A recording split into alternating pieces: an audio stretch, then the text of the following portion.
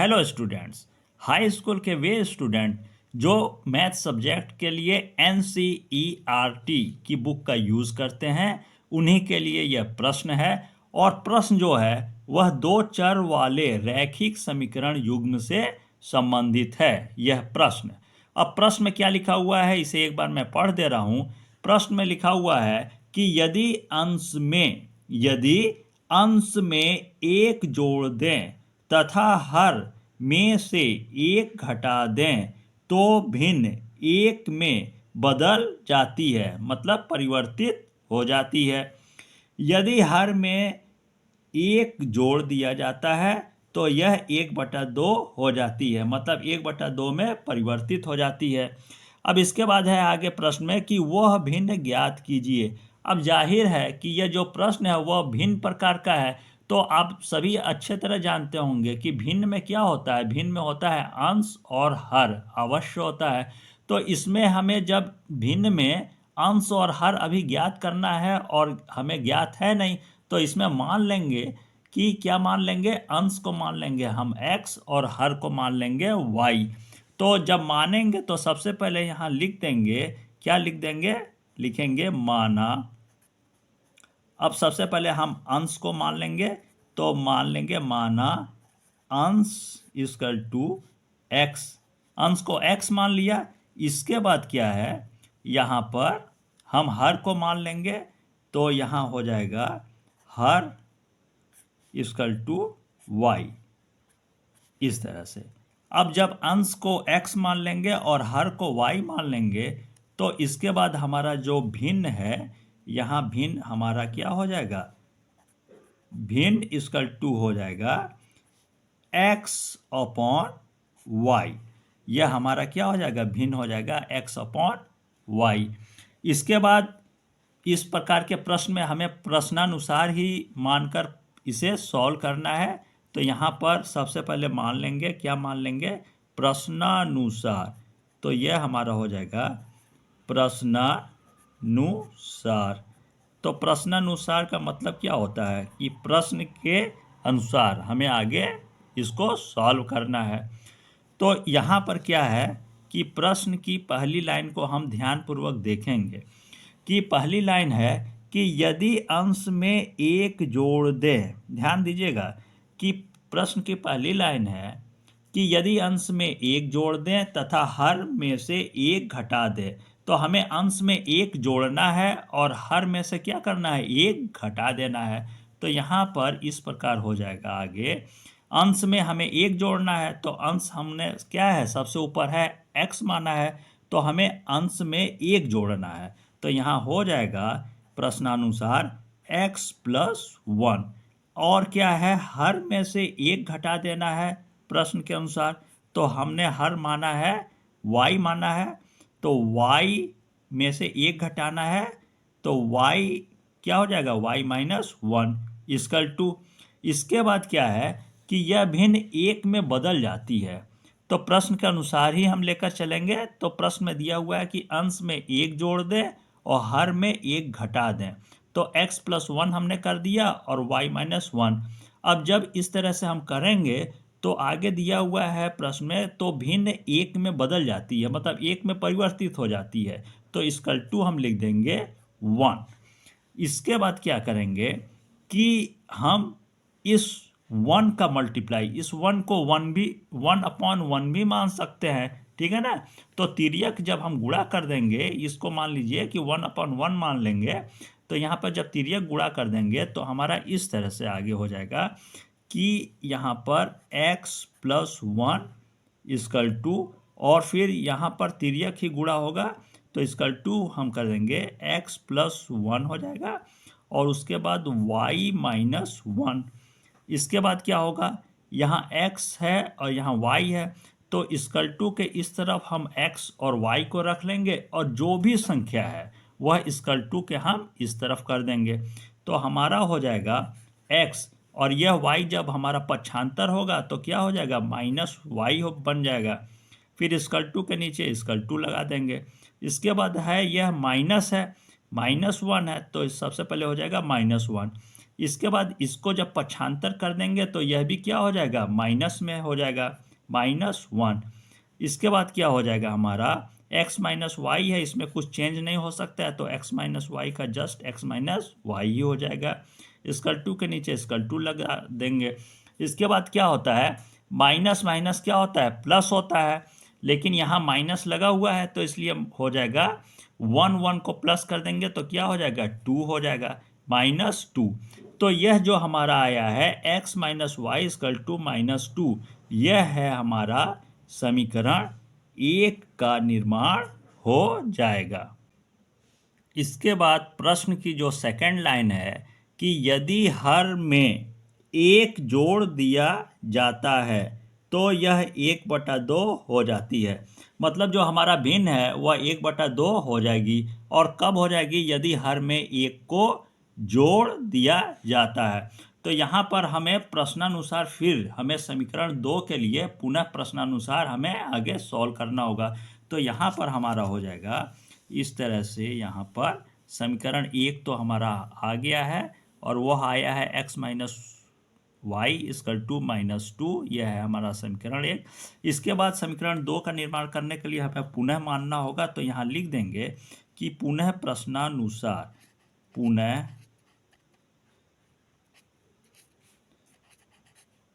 प्रश्न, इस तरह से हो जाएगा प्रश्नानुसार। अब क्या है कि यहाँ पर प्रश्न में दिया हुआ है कि हर में 1 जोड़ दिया जाता है तो यह जो भिन्न है वह 1/2 हो जाती है। तो हमारा x क्या है, अंश है, और हर क्या है हमारा, y है। अब y में प्रश्न में दिया हुआ है कि हर में 1 जोड़ दिया जाता है, तो हर में क्या करेंगे, मतलब y में 1 को प्लस कर देंगे। तो यह हमारा जो भिन्न बनकर तैयार हो जाती है वह प्रश्न में दिया हुआ है कि भिन्न हो जाएगा हमारा 1/2, तो 1/2 यहाँ लिख देंगे। इसके बाद जैसा कि मैंने पहले ही बताया है कि इस 2 का मल्टीप्लाई यहाँ तिर्यक गुणा हो जाएगा, इस 2 का मल्टीप्लाई होगा x में और इस 1 का मल्टीप्लाई होगा y प्लस 1 में। तो जब 2 का मल्टीप्लाई x में कर देंगे तो क्या आ जाएगा हमारा 2x। इसके बाद इक्वल टू है तो इक्वल टू लगा देंगे। इसके बाद 1 का मल्टीप्लाई होगा तो यह जस्ट इसमें कुछ चेंज नहीं होगा, y प्लस 1 ही आएगा। इसके बाद क्या करेंगे कि इस इक्वल टू के इस तरफ जो भी एक्स वाई है वह हम इक्वल टू के इस तरफ रख देंगे और इक्वल टू के इस तरफ जो भी संख्या है उसे हम रख देंगे। तो क्या हो जाएगा हमारा यहाँ पर 2x और y को पक्षांतर कर देंगे तो यह माइनस में हो जाएगा 2x minus Y equal to, फिर इधर 1 है तो इधर 1 हो जाएगा। अब यह जो हमारा आया है कि 2x minus Y equal to 1, तो यह क्या है कि यह हमारा समीकरण 2 का निर्माण हो।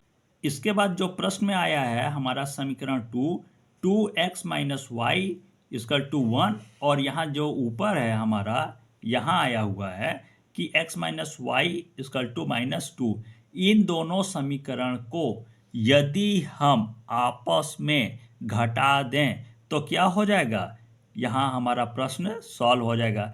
तो यहाँ लिख देंगे कि समीकरण 1 और 2 को आपस में घटाने पर, समीकरण 1 और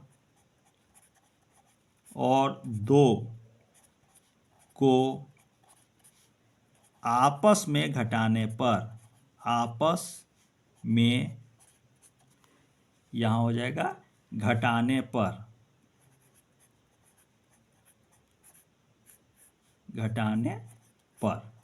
अब क्या है कि समीकरण 1 और 2 को मैं यहाँ पर आपको एक बार शो कर दे रहा हूँ। हमारा क्या है यहाँ पर समीकरण 1 जो है वह x minus Y equal to -2 है, तो यहाँ सबसे पहले लिख देंगे x माइनस वाई, और घटा रहे हैं समीकरण 2 क्या है इसको मैं यहाँ पर आपको शो कर दे रहा हूँ। यह है हमारा समीकरण 2। तो समीकरण 2 में सबसे पहले है 2x माइनस वाई, तो यहाँ पर माइनस के आगे घटा रहे हैं ना, तो 2x माइनस वाई इसको हम लिख देंगे और इसको ब्रैकेट में कर देंगे, फिर इक्वल टू कर देंगे। फिर यहाँ पर समीकरण 1 में है हमारा सबसे पहले है इक्वल टू के आगे -2 है, तो यहाँ पर लिख देंगे -2।